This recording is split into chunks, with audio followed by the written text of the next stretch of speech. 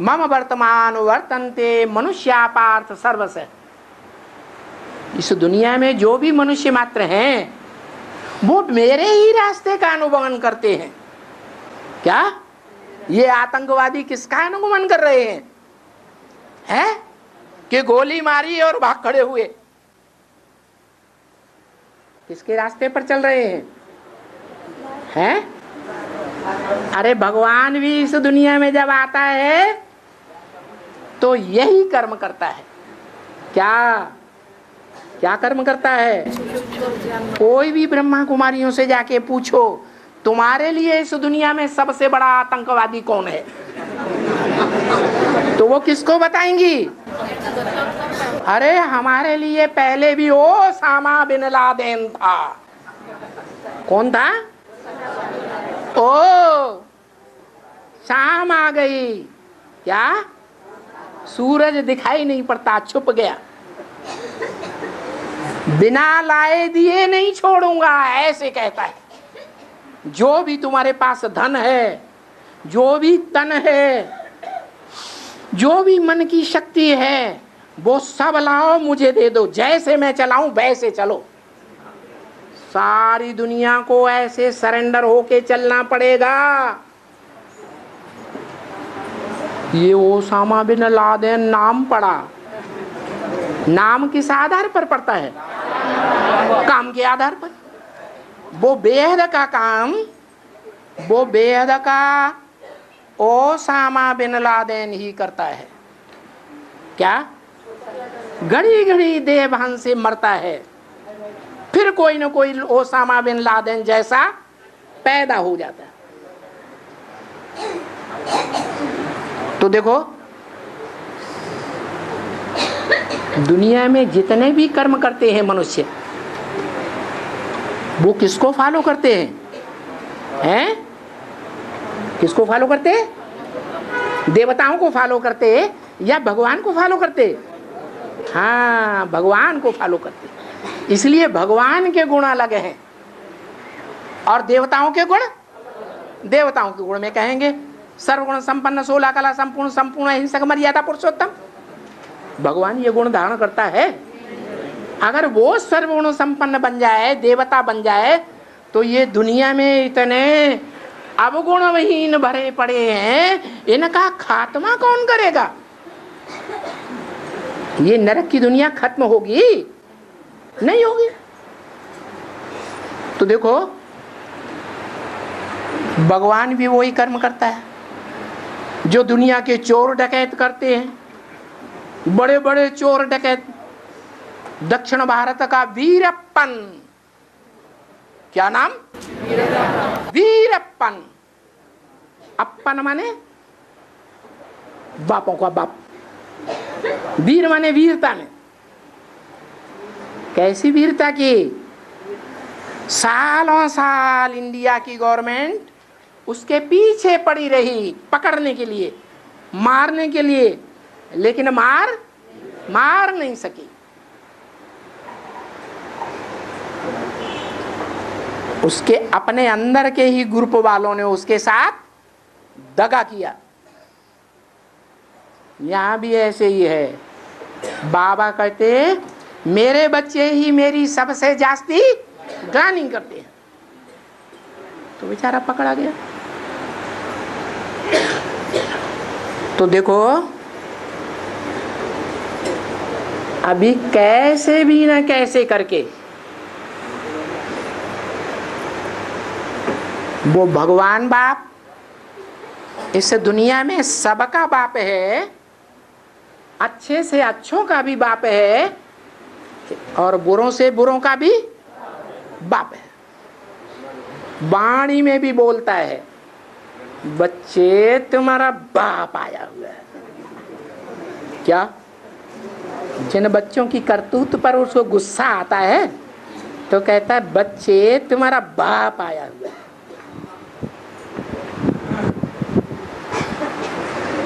तो मतलब यह है कि उसमें देवताओं के ही गुण नहीं है, उसमें बड़े से बड़े इस दुनिया के जो पापी हैं, उनके भी अवगुण भरे पड़े हैं, क्योंकि वो देवताओं और असुरों सबका बाप है। तो बताओ, जो सबका बाप आया हुआ है तो राजधानी स्थापन करेगा या नहीं करेगा? कैसे भी करके। क्या बोला है? स्थापना तो हो ही जानी है, लेकिन बोला कैसे भी करके। मन कैसे भी करके क्या मतलब हुआ? सीधी उंगली से घी निकलता है या टेढ़ी उंगली करते हैं तब निकलता है? तो अगर नहीं निकलता है तो कैसे भी करके, टेढ़ी नजर करके, कर्मेंद्रियों से टेढ़ा काम करके, कैसे भी कैसे करके तुम बच्चों को पहले घर वापस ले जाएगा और तुम बच्चों को ही पहले नई दुनिया में भेजेगा। भेजेगा या नहीं भेजेगा?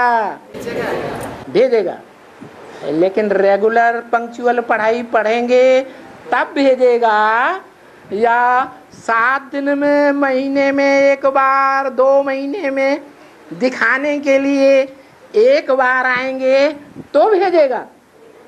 है? हाँ जी। तो बताया कैसे भी करके तुम्हारी राजधानी तो स्थापन करेगा ही।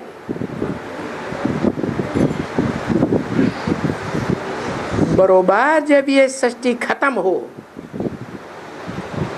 और सिर्फ नई दुनिया रह जाए,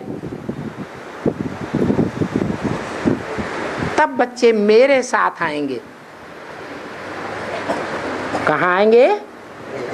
मेरे साथ आएंगे, क्योंकि युद्ध करने से थकान होती है या नहीं होती है? हैं?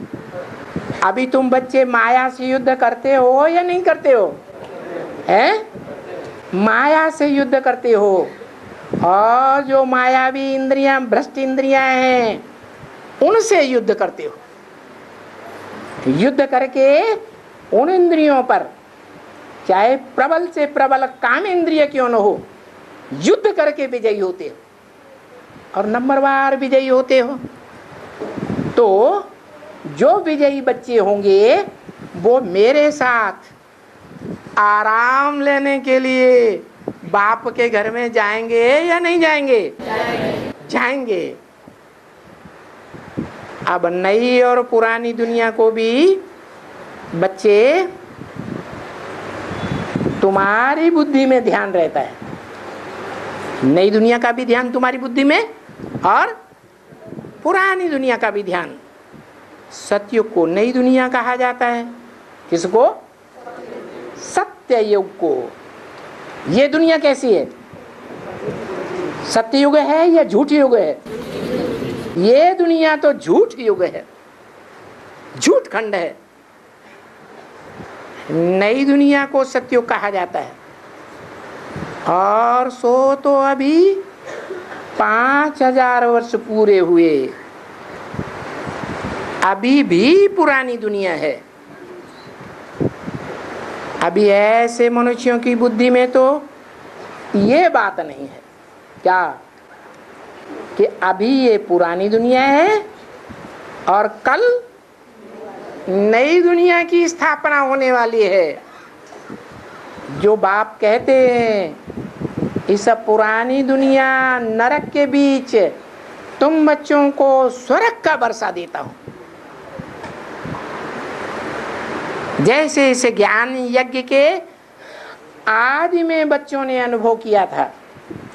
क्या हिंदुस्तान पाकिस्तान की लड़ाई में हिंदुस्तान पाकिस्तान में रहने वाले लोगों के बीच खून की नदियां बह रही थी, और कराची में समंदर के किनारे तुम बच्चे उस बंगले में आराम से रहे पड़े थे।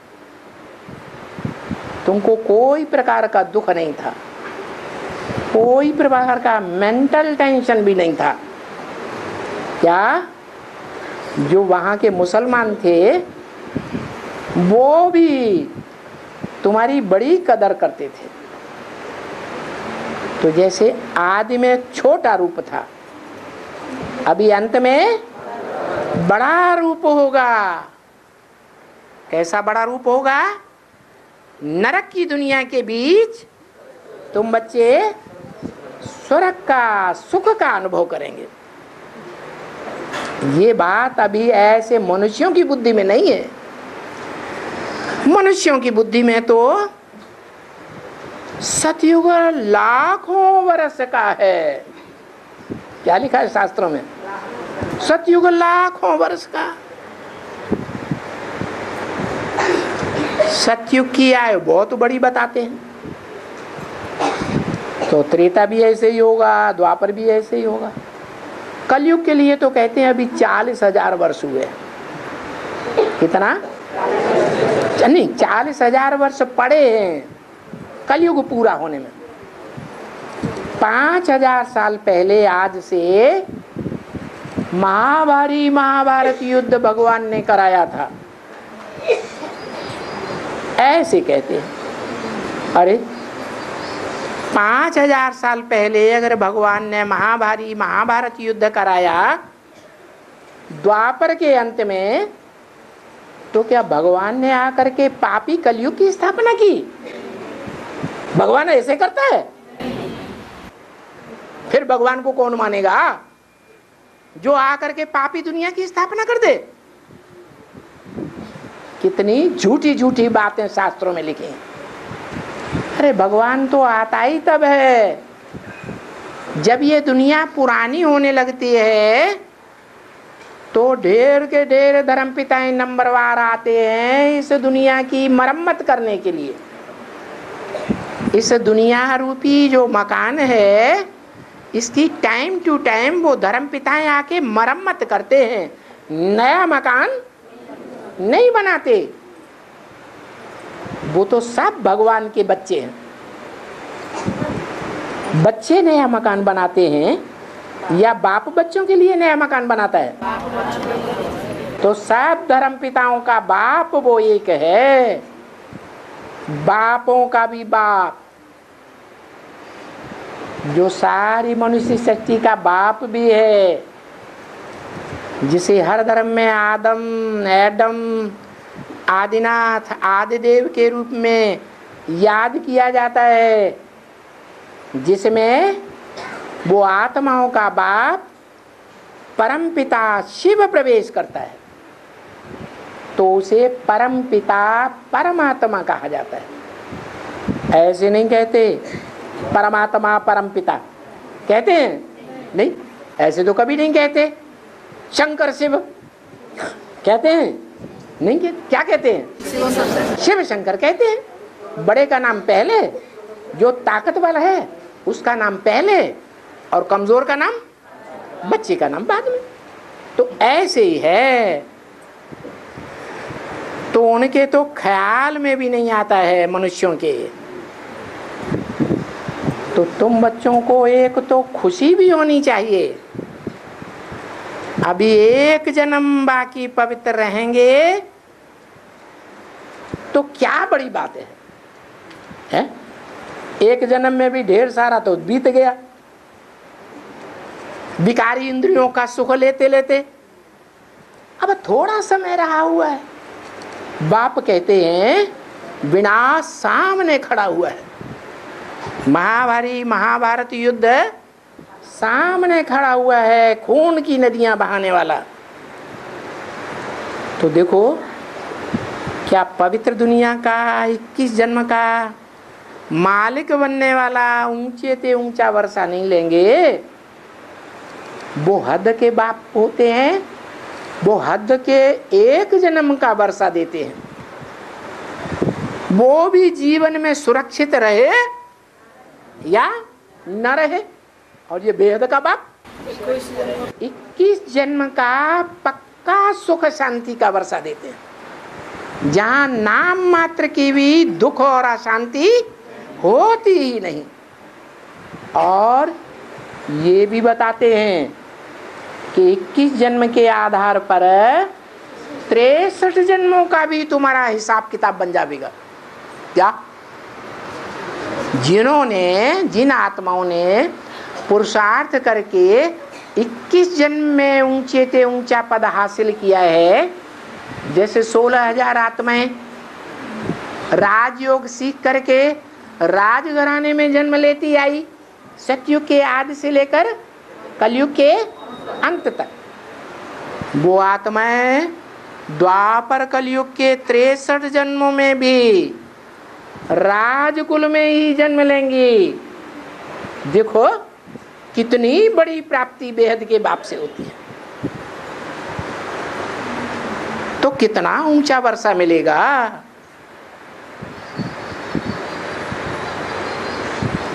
तो पक्का कर लेना चाहिए कि जाना तो जरूर है इस रावण के दुनिया से। रावण राज्य को छोड़ करके या खलास करके जाना तो जरूर है। क्या बचेगा? तो कोई भी नहीं। जो जाएंगे बाप के साथ। क्या? जैसे बारात होती है, बारात में जो मुखिया कौन होता है? मुख्य ज्यादा किसका रिगार्ड होता है बारात में? वर-वधू का। तो जो मुखिया होते हैं बारात में, वो वर-वधू के साथ रहते हैं या पीछे पीछे रहते हैं? साथ में रहते हैं। तो जिनको साथ में जाना होगा वो सूर्यवंशी कुल के होंगे, परिवार के होंगे। जो साथ में जाएंगे वो फिर वापस इस नरक की दुनिया में नहीं आएंगे। क्या?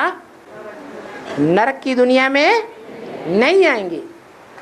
बाकी और बहुत सी आत्माएं हैं जो परमधाम में बाप के घर में पड़ी रहेंगी, तब तक पड़ी रहेंगी जब तक इस दुनिया में 21 जन्म पूरे हो जाएं सुख की दुनिया के।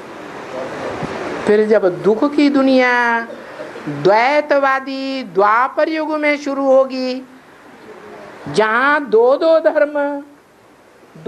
धर्म पिताएं, दो राज्य, दो भाषाएं, दो कुल, दो मतें होती जाएंगी, बा करके ऊपर से नीचे उतरेंगे। तो दुख की दुनिया में आएंगे या सुख की दुनिया में आएंगे? दुख की दुनिया में आएंगे। और तुम बच्चे इस दुख की दुनिया में वापस कहाँ जाएंगे? हैं? सुखधाम में वापस जाएंगे।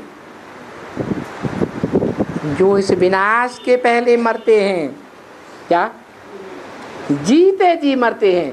काहे से? देवभान से मरते हैं, आत्माभिमान में जीते हैं। उनको नई दुनिया में ही जन्म मिलेगा।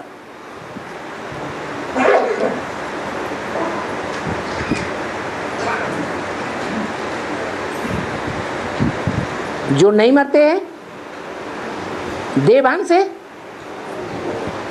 उनके लिए है, उनके लिए यहाँ जन्म लेना ही पड़ेगा। कहाँ? दुखदाई द्वैतवादी रावण राज्य की दुनिया में। परंतु इन बातों को उन लोगों के सामने तुमको उठाना नहीं चाहिए। क्या? उनके सामने ये बातें उठानी है कि तुम नरक में आएंगे जन्म जन्मांतर और हम स्वर्ग में जाएंगे, ऐसे कहना है? नहीं। हाँ, भगवान तो कह सकता है।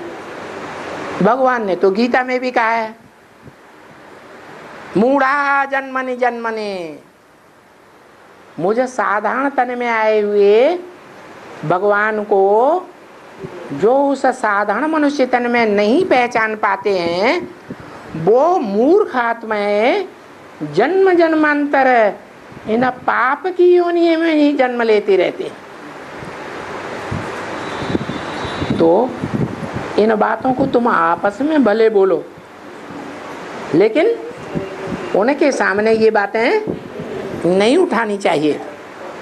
उठाना सिर्फ एक बात को चाहिए कि बाबा कहते हैं तुम सब धर्म वाले सतो प्रधान से तमो प्रधान बने हो।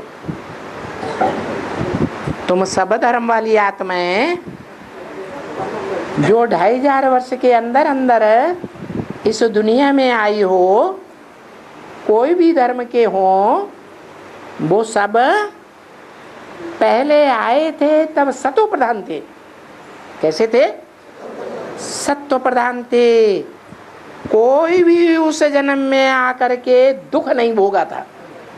पहले जन्म में सबको सुख ही मिलता है, क्योंकि सत्य धाम से डायरेक्ट आत्माएं आती हैं, तो क्या अनुभव करेंगी? सुख का अनुभव करती। अभी बहुत जन्मों के बाद भ्रष्ट इंद्रियों से सुख भोगते भोगते तुम तमो प्रधान बन गए हो।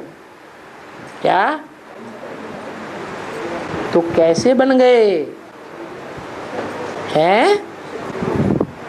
बाप ने तो तरीका बता दिया। क्या तरीका बताया? संग के रंग से नीचे गिरते हैं या ऊपर भी उठते हैं, और संग के रंग से ही नीचे ऊपर जैसे उठना गिरना होता है, वैसे ही अन्न दोष से भी नीचे गिरते भी हैं और ऊपर भी उठते हैं। किसके संग से नीचे गिरते हैं? इस दुनिया के जो भी देहधारी हुए हैं, चाहे बड़े बड़े से बड़े देहधारी धर्म पिताएं ही क्यों न हुए हों, उनका इंद्रियों का संग का रंग करने से नीचे गिरे हैं। वो खुद भी नीचे गिरते हैं धर्म पिताएं, और अपने संग के रंग में आने वालों को भी नीचे गिराते हैं। इंद्रियों से ही नीचे गिरना होता है, इंद्रियों से ही ऊपर उठना होता है। अभी उल्टी बात है।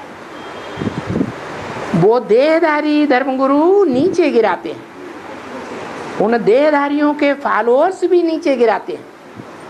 लेकिन जो देहधारी नहीं है, किसी जन्म में देहधारी नहीं बनता, देह को धारण करने वाला नहीं बनता, देह में जिसकी बुद्धि नहीं धरी रहती, पतित से पतित दुनिया में आता है, पतित से पतित कामी कांटे में आता है, तो भी बुद्धि से पतित नहीं बनता है। वो सदैव सत्य के स्टेज में रहने वाला सत्य बाप, जिसको कहते हैं गॉड इज ट्रुथ। क्या? God is the truth, truth is God. वो सत्य बाप, सत्य साईं बाबा सत्य बता करके सत्ययुग की रचना कर रहा है। तो जो 100% सत्य है सी भी सत्य, हो सी भी सत्य। क्या? अभी भी सत्य है।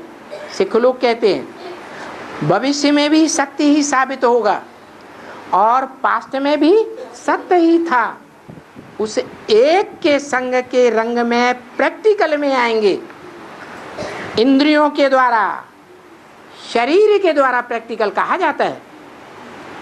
चाहे ज्ञान इंद्रियां हो और चाहे भ्रष्ट इंद्रियां हो, कोई भी इंद्रियां हो, वो जिसके संग के रंग में आएगा उसका कल्याण ही कल्याण करेगा, अकल्याण नहीं कर सकता।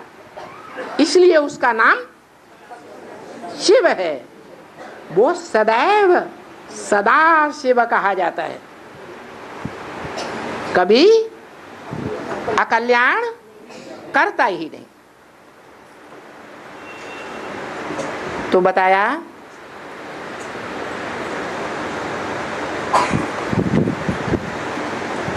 कि उस सत्ता का संग करेंगे पहचान करके। क्या पहचान करके? कि हम आत्मा बिंदु हैं, हमारी आत्मा का बाप ज्योति बिंदु है, ये पहचान करके। अरे बाप ज्योति बिंदु है, हम सब आत्मा बिंदी बिंदी हैं, कैसे पहचानेंगे कौन सी बिंदी हमारा बाप भगवान है?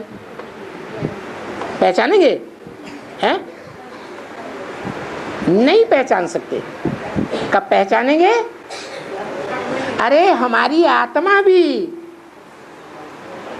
जब शरीर छोड़ती है और जब तक दूसरा शरीर जन्म न ले, प्रत्यक्षता रूपी जन्म न ले, तब तक हम पहचान नहीं सकते कि ये आत्मा कौन है। पहचानते हैं? शरीर में आती है आत्मा निराकार तो पहचान होती है। ऐसे ही वो निराकार बाप परमपिता परमात्मा शरीर में आता है। जैसा गीता में कहा है, प्रवेश तुम, मैं प्रवेश करने योग्य हूँ। तो कोई शरीर मुकर्ररथ में प्रवेश करता है और फिर वाचा से वाणी बोलता है। ऐसी वाणी बोलता है जो हर धर्म के मनुष्यों को आज नहीं तो कल समझ में आ जाती है कि यही वाणी सच्ची है, यही ज्ञान सच्चा है, यही ज्ञान गॉड इज ट्रुथ के द्वारा सुनाया हुआ है। इसलिए मुरली में भी बोला, पता कैसे चलता है इनमें बाप भगवान है? जब ज्ञान सुनाते हैं, ऐसा सत्य ज्ञान सुनाते हैं जो सबके दिल के अंदर बैठ जाता है। बैठता जरूर है, भले बाहर से अपोजिशन भी करते रहे, क्योंकि दुनिया के रंग में रंगे हुए हैं इसलिए अपोजिशन करते हैं। लेकिन एक टाइम ऐसा जरूर आता है कि वो याद करते हैं कि यही बातें सत्य थी, हमने बड़ी भारी गलती की कि हमने मानने से इनकार कर दिया। बाप भी कहते हैं मेरे 3 प्रकार के इस दुनिया में बच्चे हैं। कैसे? 3 प्रकार के बच्चे हैं।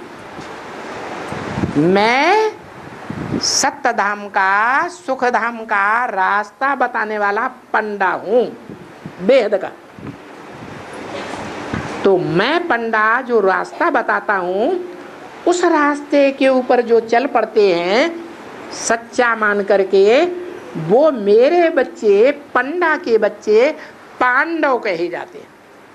जैसे ब्रह्मा के बच्चे ब्राह्मण कहे जाते हैं, विष्णु के बच्चे वैष्णव कहे जाते हैं, शिव के बच्चे शैव कहे जाते। एक मात्रा फॉलोअर के अर्थ में बढ़ती है। ऐसे ही जो मैं सारी दुनिया का एक ही सच्चा पंडा हूं, सत्यधाम ले जाता हूं, सुखधाम में भेजता हूं, मुझे पंडे को फॉलो करने वाले पांडव कहे जाते। एक मात्रा बढ़ती है। लेकिन वो पांडव बहुत होते हैं दुनिया में या थोड़े होते हैं? कितने थोड़े? इतने थोड़े होते हैं कि उनकी संख्या उंगलियों पर गिनी जा सकती है। इतने थोड़े। इसलिए गायन है शास्त्रों में, 5 पांडव थे। कितने? 5 पांडव थे महाभारत युद्ध होने से पहले। और जब युद्ध संपन्न हुआ, उन पांडवों की जब विजय हुई तो उनकी संख्या 5 अक्षौणी से वो 5 से बढ़कर के 7 अक्षौणी हो गई। तो देखो अभी भल तुम बच्चों की संख्या बहुत थोड़ी है, लेकिन बाप को पहचानने वाले, बाप को फॉलो करने वाले उन पांडवों की संख्या बहुत हो जाएगी। संख्या को देखना अच्छा है, नंबर को देखना अच्छा है या क्वालिटी को देखना अच्छा है? क्वालिटी को देखना चाहिए। तो कभी मायूस नहीं हो जाना कि हम तो बहुत थोड़े हैं और हमारा जो सख्त विरोध करने वाले हैं वो कौरवपति, क्यों कहा कौरवपति गांधी जी को? कुरु माने करो करो, तुम करोगे तो होगा, तुम नहीं करोगे तो नहीं होगा। ऐसे अहंकार में रहने वाले कुरु के बच्चे कौरव कहे गए। क्या? तो देखो आज की कौरव गवर्नमेंट इसको फॉलो करती है कुरु को फॉलो करती है। करो राम राज्य स्थापन करो। गांधी जी क्या कहते थे? राम राज्य स्थापन करके छोड़ूंगा। अरे अशोक का राज्य स्थापन हुआ तो अशोक ने लड़ाई लड़ी फिर राजाई की। जो युद्ध करेगा जीतेगा तो राजाई प्राप्त करेगा। राम राज्य स्थापन करेगा तो राम करेगा या कोई दूसरा करेगा?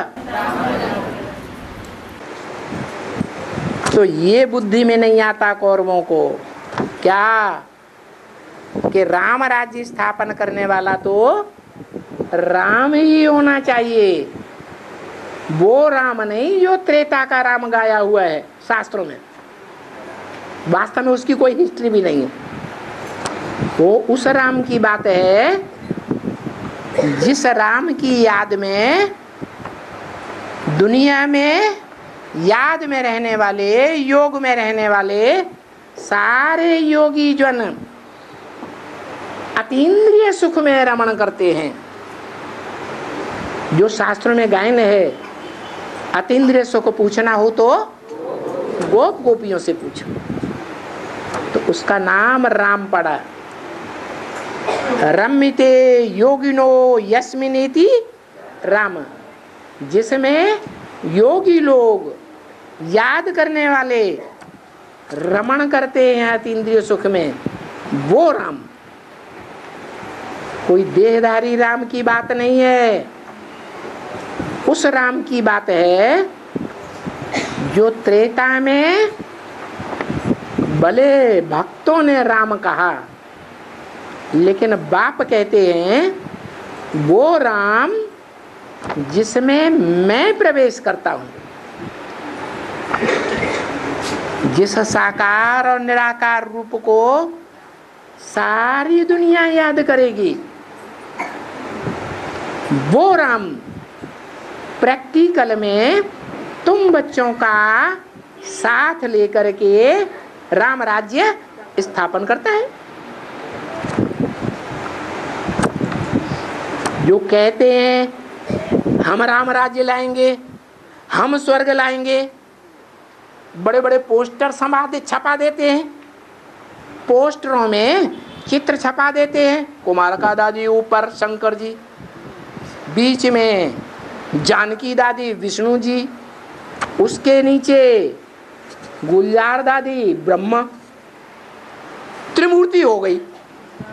ये तीन मूर्ति रूपी शरीर के जो कपड़े हैं वो उनके द्वारा जो ऊपर शिव ज्योति बिंदु रख दिया पोस्टर में, वो राम राज्य स्थापन कराता है। किनके द्वारा? इन तीन मूर्तियों के द्वारा। अरे क्या जो ये अहंकार में रहता है कि ब्रह्मा बाबा तो चले गए जिसमें भगवान आता था, अब राम राज्य कौन स्थापन करेगा? है हम स्थापन करेंगे। है तो ये अहंकार हुआ या नहीं हुआ? है भगवान के सिवाय इस दुनिया में स्वर्ग कोई स्थापन ही नहीं कर सकता। तो भगवान बाप पंडा बन करके आता है, पंडा के बच्चे पांडव, और जो अहंकार में रहते हैं करने के कि करो करो करो, ये मकान बनाओ, ये महलमानियां बनाओ, ये करो करो करने वाले ये कुरु की औलाद कौरव हैं, जो अहंकार में आकर के तन बल धन बल जन बल का आसरा लेकर के लोगों को मात्र दुखी करते हैं। क्या? रावण राज्य स्थापन करते हैं, राम राज्य स्थापन नहीं कर सकते। मिसाल मौजूद है इंडिया में, अंग्रेजों के राज्य में अच्छा राज्य चलता था, कायदे कानून अच्छे चलते थे, या अभी अच्छा राज्य चलता है? हैं? अभी राज्य करने वाले पुलिस का आधार लेकर के राज्य कर रहे हैं, मिलिट्री का आधार लेकर के राज्य कर रहे हैं, या आत्मिक स्थिति के आधार पर राज्य कर रहे हैं? हैं? अरे आत्मिक स्थिति के आधार पर राज्य तो भगवान ने करना सिखाया था, उसका नाम ही है राजयोग। उसमें ये राज भरा हुआ है। क्या क्या राज भरा हुआ है? कि आत्मा समझ करके उस परम पिता परमात्मा को याद करो और इंद्रियों से कर्म करो। सन्यासी नहीं बनना है कर्म इंद्रियों से कर्म को छोड़ करके, सुख लेना है और सुख देना है। सुख लेने और देने का काम इंद्रियों के द्वारा होता है या बिना इंद्रियों के होता है?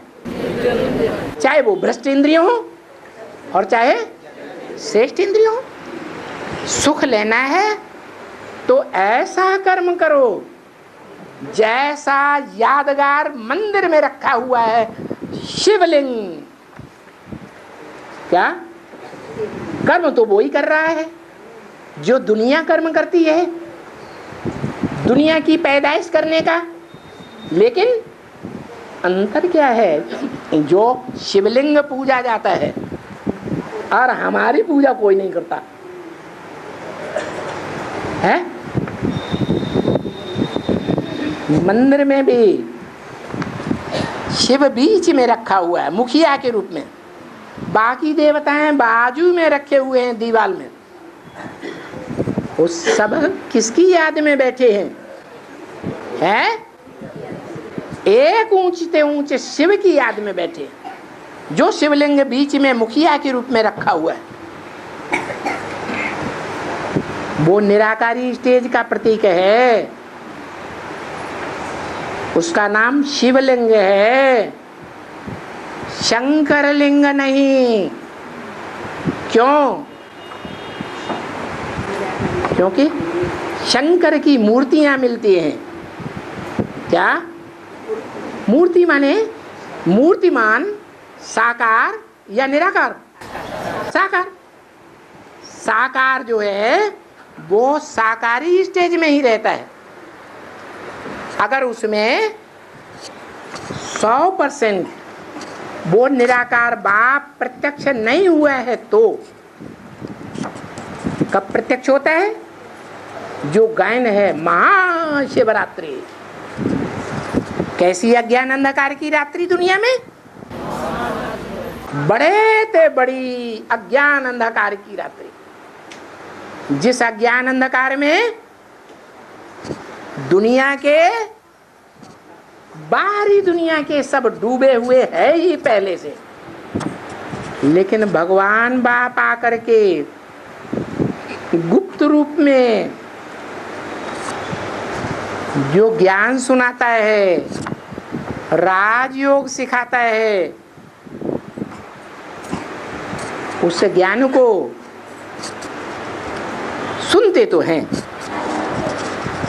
दूसरों को भी सुनाते हैं, लेकिन सुनने सुनाने वालों को एवरलास्टिंग, मृत्यु पर्यंत तक के लिए पक्का निश्चय हो जाता है, हो जाता है।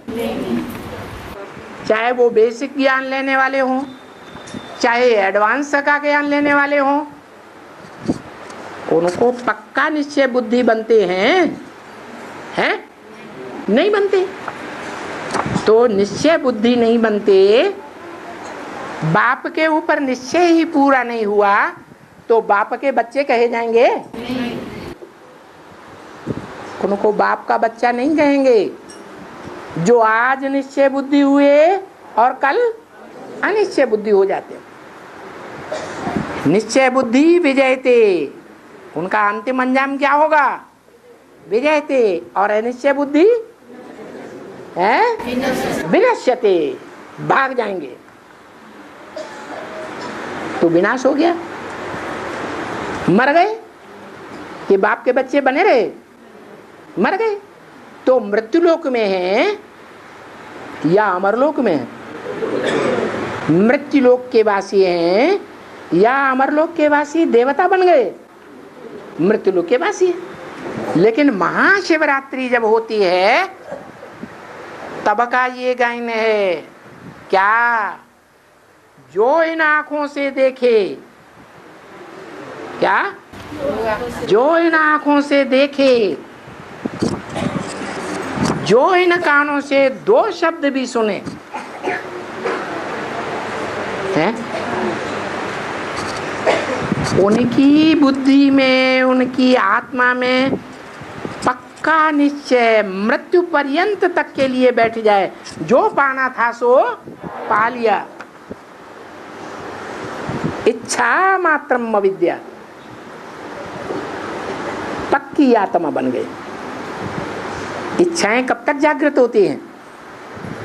जब तक देह भान है तो इच्छाएं जागृत होती हैं।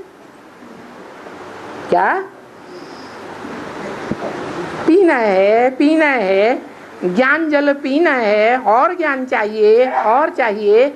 हमें अपने जन्मों का, अपने पार्ट का रंगमंच पर क्या क्या पार्ट बजाया, जन्म जन्मांतर चोले धारण करके हम आत्मा ने क्या पार्ट बजाया, हमने जाना ही नहीं। हमें अभी जानना है। तो अधूरे पार्टधारी है या संपूर्ण पार्टधारी हैं? अधूरे हैं। तो देखो, ऐसी महाशिवरात्रि कि जब बाप इस दुनिया में प्रत्यक्ष होते हैं, किस तरह? जैसे बच्चा गुप्त गर्भ से बाहर आता है तो माँ बाप भी पहचानते हैं कि बच्चा पैदा हुआ। पड़ोसी भी आवाज आती है कानों में, हुआ हुआ, तो पहचान लेते हैं पड़ोस में बच्चा पैदा हुआ। इसी तरह गांव वाले, जनपद वाले, देश वाले जैसे जैसे उस बच्चे के काम तीव्रतर होते जाते हैं, वैसे वैसे सब पहचानते जाते हैं। ऐसे ही वो भगवान बाप शिव, जो सर्व आत्माओं का बाप है, वो इस दुनिया पर महाशिवरात्रि में प्रत्यक्ष होता है।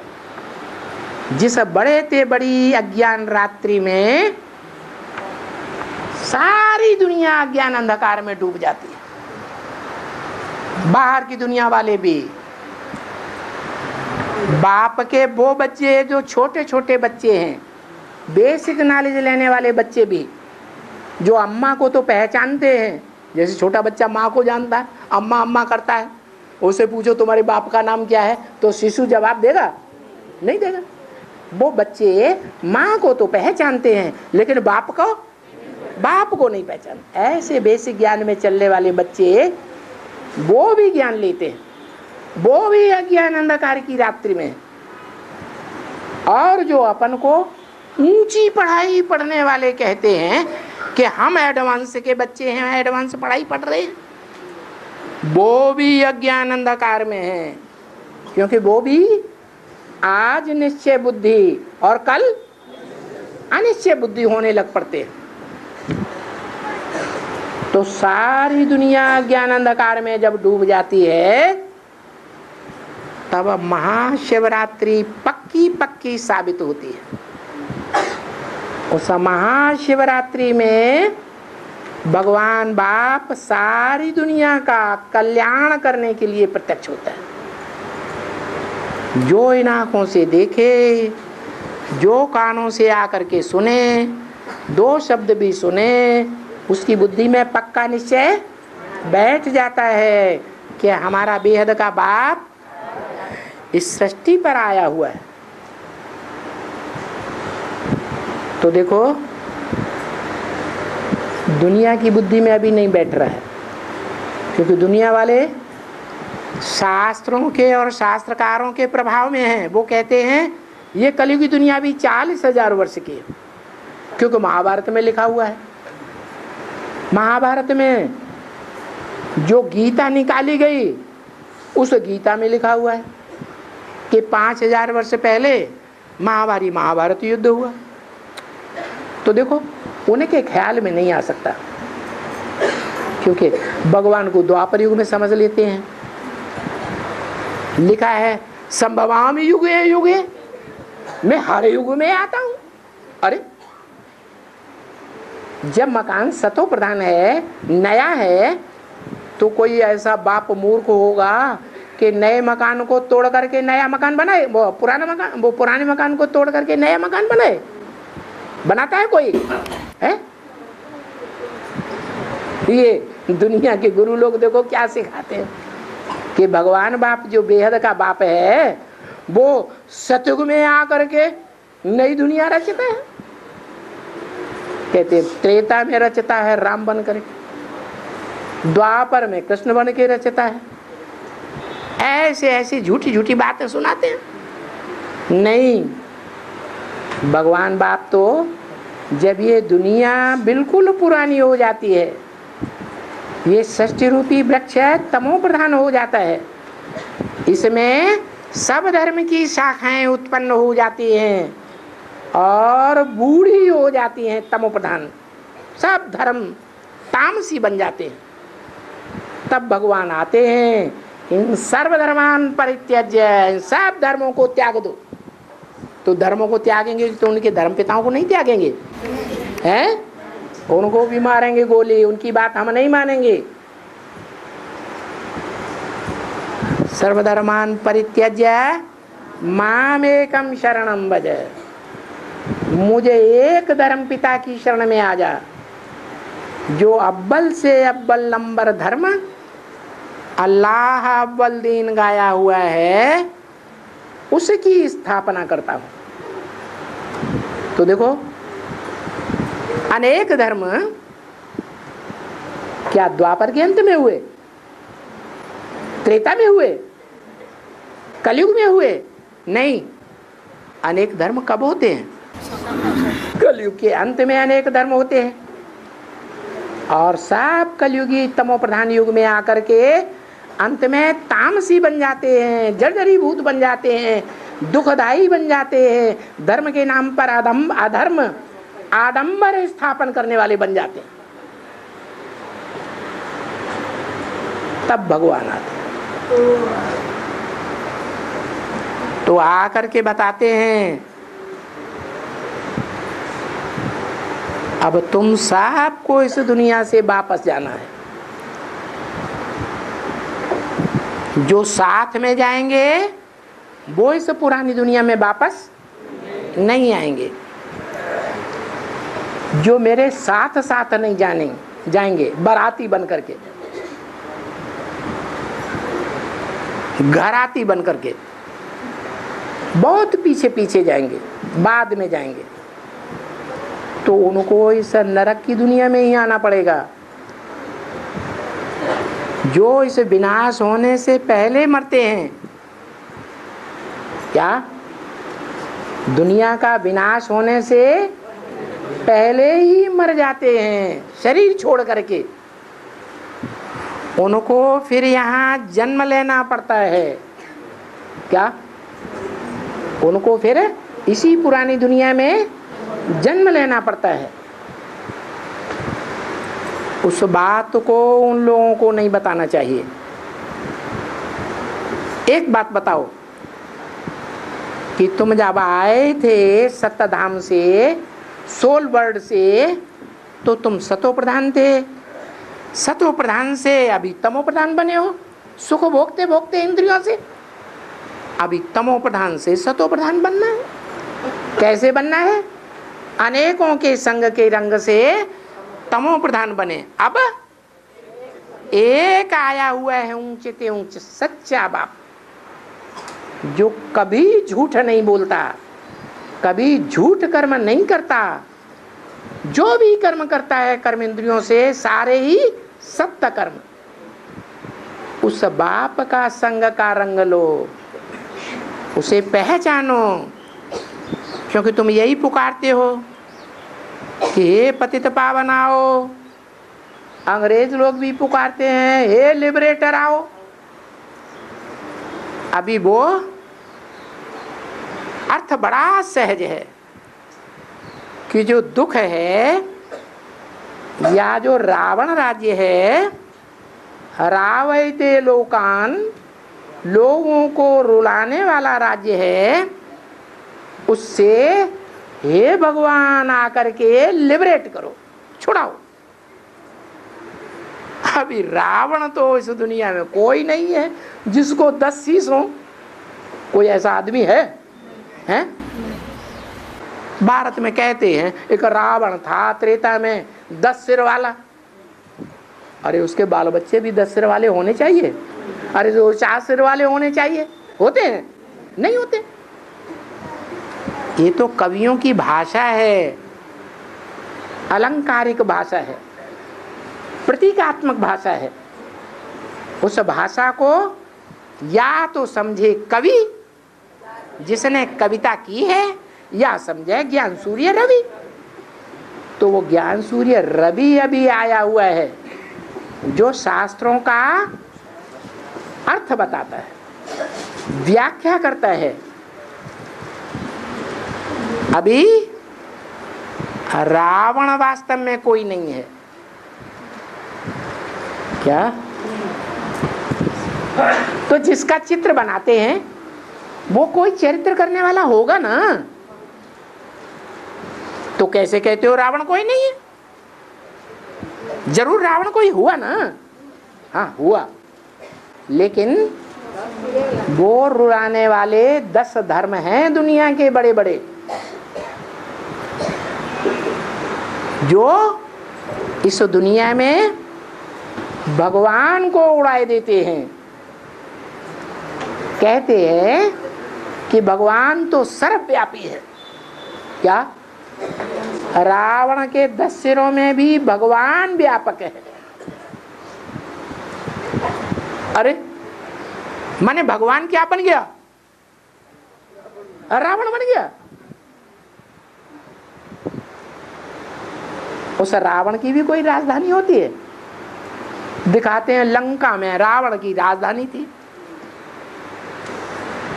लंका में क्यों? लंका भारत के नजदीक एक ऐसा द्वीप है कि जब रामायण की रचना हुई वाल्मीकि के द्वारा या तुलसीदास के द्वारा, उस समय आज से 500 साल पहले ना अमेरिका का लोगों को पता था, ना ऑस्ट्रेलिया का पता था, ना ये पता था कि दुनिया गोल है। तो उस समय जब भारत के दक्षिण में नजदीक में एक टापू था जो सागर से घिरा हुआ था, और शास्त्रों में ये लिख दिया कि राम भारत में थे और रावण वो समंदर से घिरे हुए टापू में उसकी राजधानी। अब हम तो जानते हैं कि सतयुग त्रेता में जब स्वर्ग था तो दुनिया में एक भारत खंड ही था, कोई दूसरा धर्मखंड नहीं था, दूसरा राज्य नहीं था, दूसरा धर्म नहीं था, दूसरी भाषा नहीं थी। फिर क्या हुआ? जब से ये अनेक सिर वाला रावण आना शुरू हुआ, कामी, इस्लामी, क्रोधी क्रिश्चियंस, जिन्होंने गुस्से में आकर के सारी दुनिया को नष्ट करने वाला बारूद बना लिया। कौन सा बारूद है? Atom bomb. इतना क्रोधी है, क्रोध आता है तो आदमी अपने घर के बर्तन ही फोड़ने लगता। इतना क्रोधी बन गए कि जिस डाल पर बैठे हुए हैं वही डाल काटना शुरू कर दिया। जिस दुनिया में बैठे हुए हैं उसी दुनिया को नष्ट करने का सामान तैयार कर लिया। तो महाक्रोधी, महाकामी, महालोभी मुस्लिम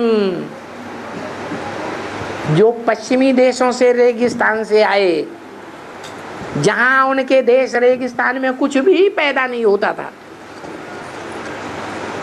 उन्होंने सुना कि भारत बहुत धनी है, बड़े माल पैदा होते हैं वहां। बस ढेर की ढेर जनरेशन बनाई। कैसे? काम विकार से विविचारी बन करके। इतना विविचार होता था कि बहनों बहनों में भी शादी कर लेते थे। आज भी भारत का जो विदेश माना जाता है, विदेश दक्षिण भारत,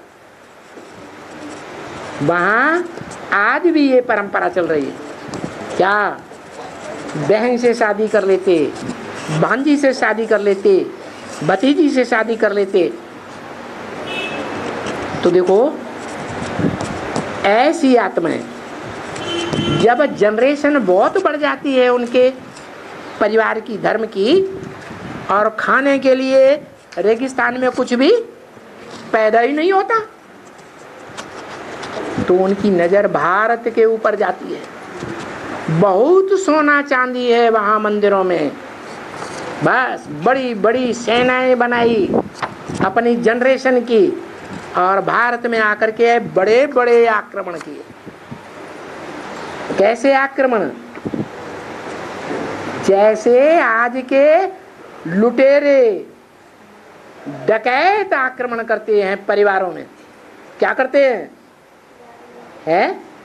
सिर्फ धन ही उठा के ले जाते हैं कि बीवी वाले बच्चों को भी सत्यानाश करके जाते हैं, उनका भी सत्यानाश कर देते हैं। ऐसे ही लोभ के वशीभूत होकर के उन्होंने ऐसे ऐसे जघन्य अपराध भारत में आकर के किए। तो लोभी हुए ना कि नहीं हुए? इसी तरह मोही आर्य समाजी, जिनकी गवर्नमेंट भारत में लंबे समय तक चली, कांग्रेस गवर्नमेंट, हमें वोट चाहिए, तुम चाहे कोई धर्म को मानो या ना मानो, हमको क्या करो, हमको तुम अपना वोट दे दो, हमारी कांग्रेस गवर्नमेंट के भांति बन जाओ। मना अपना परिवार बढ़ाते हैं, ये नहीं देखते कि जो परिवार हम बढ़ाते हैं उस परिवार में भ्रष्टाचारी लोग आ रहे हैं या श्रेष्ठ आचरण करने वाले आ रहे हैं। वो शिष्टाचारी नहीं होते हैं, वो जहां देखी तबाह बरात वहीं बिताई सारी रात। देखते हैं कि ये पार्टी बड़ी पावरफुल है, जीत जाएगी, इसको बहुत साहूकारों से पैसा ज्यादा मिल रहा है, बस उसी पार्टी में फट कन्वर्ट हो जाते हैं। अभी भी कन्वर्ट हो रहे हैं। तो देखो वो अपनी जनरेशन बढ़ाते हैं, क्वालिटी नहीं देखते। क्या करते हैं? अपनी पार्टी की संख्या बढ़ाते। वो मोह है उनका परिवार के प्रति, तो मोही हो गई। उन्हीं मोही भारतीय कांग्रेसियों कहो, आर्य समाजियों कहो, उन आर्य समाजियों में जिनमें ये मान्यता है कि भगवान तो निराकार है, हम कोई साकार देवता को नहीं मानते, तो आधे नास्तिक हुए या नहीं हुए? कि भगवान को निराकार तो मानते हैं लेकिन उसका साकार रूप नहीं मानते। अरे वो तो आत्मा भी निराकार है, लेकिन आत्मा को मानेंगे तब जब शरीर में होगी, तो वो आधे नास्तिक है। उनसे बनी है भारतीय कम्युनिस्ट पार्टी,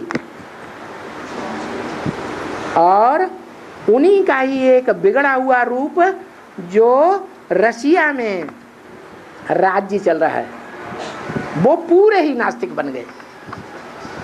क्या? पूरे नास्तिक, न आत्मा को मानते, न परमात्मा को मानते, न धर्म को मानते, न स्वर्ग को मानते, न नरक को मानते, कुछ मानते ही नहीं। किसी बात पर उनको आस्था है ही नहीं।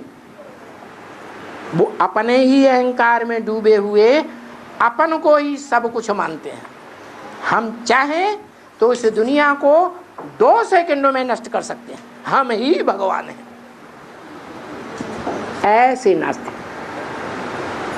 तो सारे मिला करके देखो, मुख्य मुख्य धर्म, उनकी धारणाएं टोटल कितने हुए? 10 सिर हुए।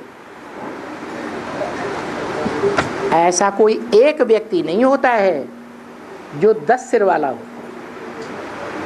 ये 10 सिर वाला रावण भगवान के स्थापन किए हुए राजाई को उखाड़ फेंक देते हैं और प्रजा के ऊपर प्रजा का राज्य चलाते हैं। आज सारी दुनिया में प्रजा के ऊपर प्रजा का राज्य है, क्योंकि सारी दुनिया में रावण राज्य है। एक नाम मात्र एक छोटा सा भारतीय देश है,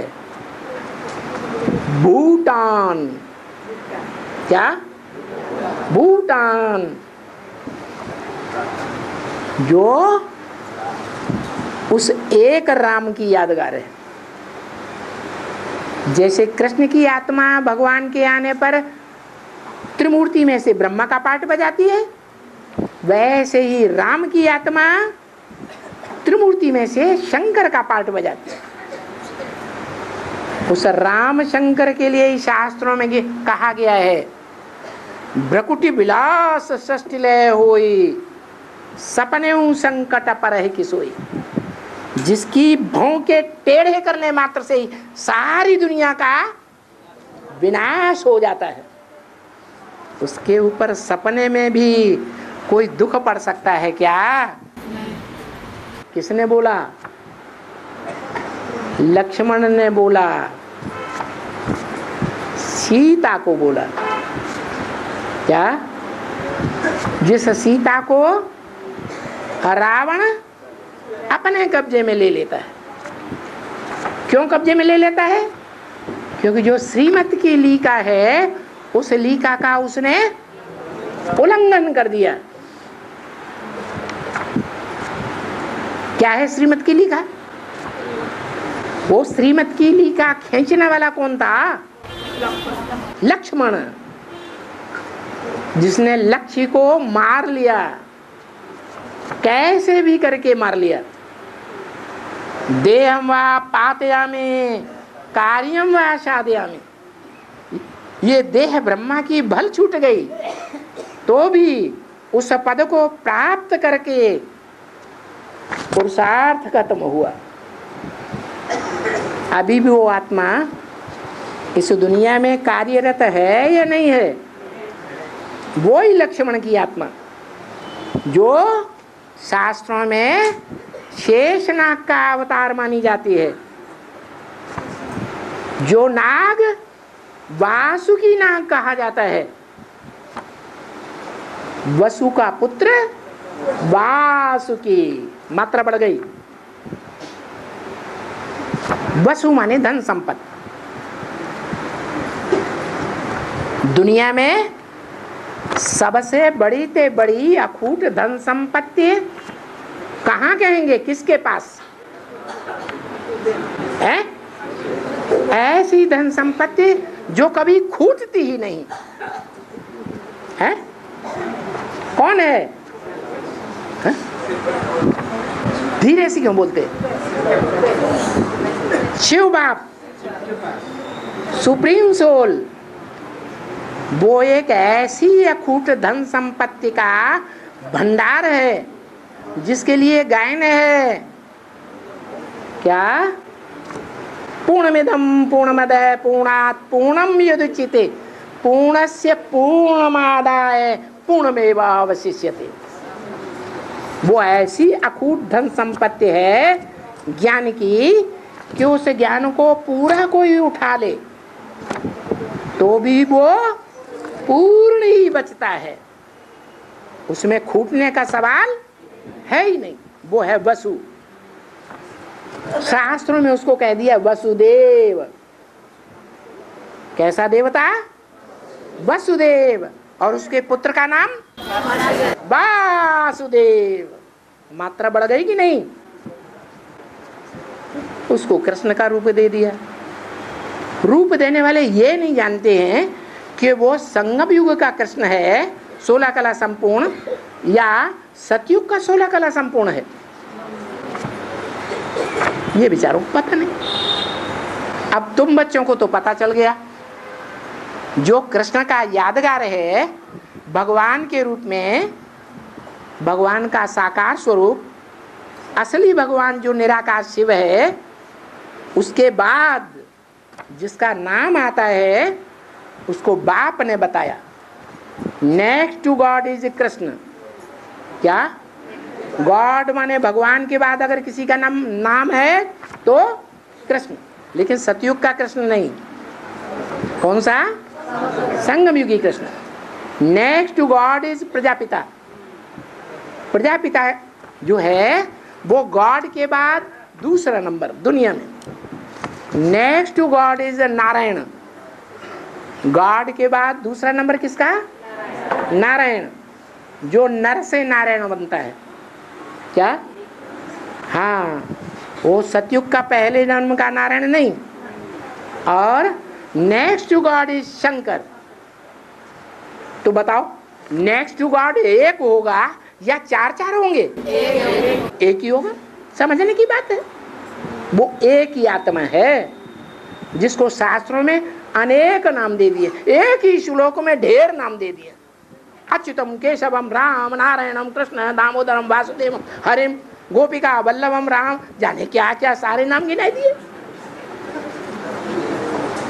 ओम शांति।